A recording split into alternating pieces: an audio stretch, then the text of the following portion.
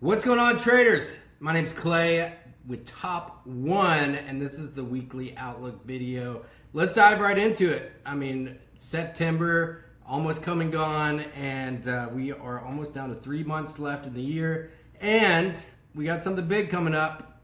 I forget the name of it. It's has something to do with the big orange guy and a lady who has a big laugh. So, I think it's the election. So, things are going to pick up steam. And man, to be honest, this past week, I thought we would get some more fireworks with the FOMC. But even though they cut rates, not really much happened. And the dollar kind of closed the week a little stronger. So, that was a bit of a surprise. And going into this upcoming week here, we have some PMIs out of the Eurozone and the UK and the United States. So Monday is going to be pretty volatile, starting off the week strong, fast, hard, strong, and but not much other than that. You know, we have Swiss monetary policy on Thursday and GDP on Thursday morning at 8:30, and that really kind of closes us out. GDP out of Canada for Friday. So not so much. And then, of course, the first week of next month, October, with that NFP report is probably going to be a pretty big deal. So let's take a look at some of these charts here with what we had going on with specifically this week on the longer 4-hour time frame. I want to look at the dollar. Aussie has been showing some significant strength across the board here, kind of trying to break out of this big slump that it was in. This is AJ, and of course all of these yen pairs looking crazy strong. Well, let me rephrase that. Not so much crazy strong, but this is a big pattern that looks to be forming here, and you know, this looks like a accumulation of a Wyckoff schematic, if you've ever looked at Wyckoffs before. And if that's the case, then this would be the bottom. This is the accumulation zone, and you know, we'll probably move up and down, take out some levels, clear some levels, and then make a huge rally. Traditionally, that's how these go with the Wyckoffs. A great book is, I don't have it over there right now, I don't know where it is, the Wyckoff Method. Such a good book, but that's where you're going to find a lot of information on this. And then if that's the case, then if that's what it is, then you know, we would look to clear out these big gaps. Now I'm talking like way down the road, maybe election time. I don't know if it would do it in that short of time, but market's going to rally, hopefully, especially if Trump wins.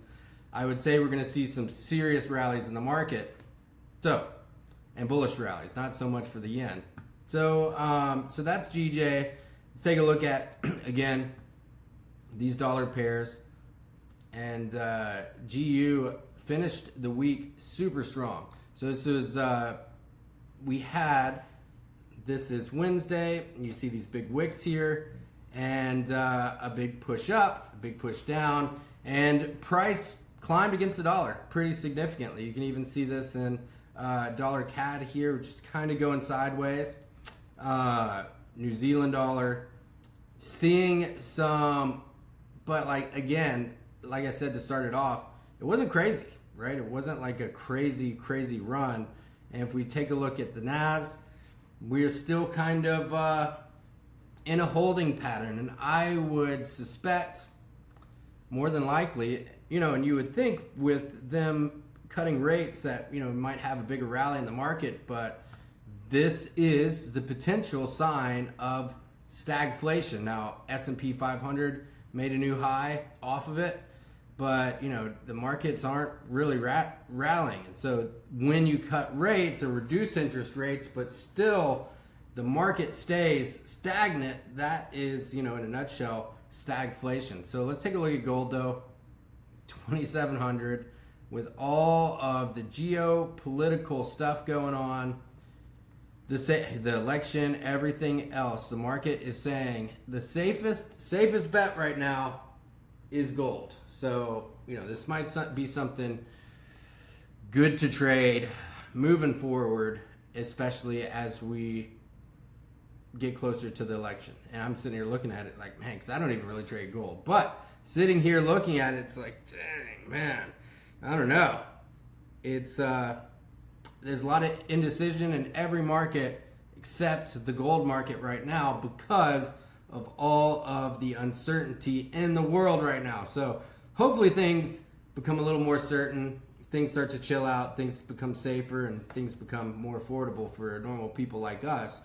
And then we'll see things pan out. But until that happens, until the next few months when we get some news about the election, I think we're going to be holding in this same steady pattern. So let's have a great week, everybody. We appreciate y'all with Top One. We have a big thing dropping here at the start of October that y'all are going to love. So looking forward to announcing that. Let's make it happen. Let's have a great week. Peace.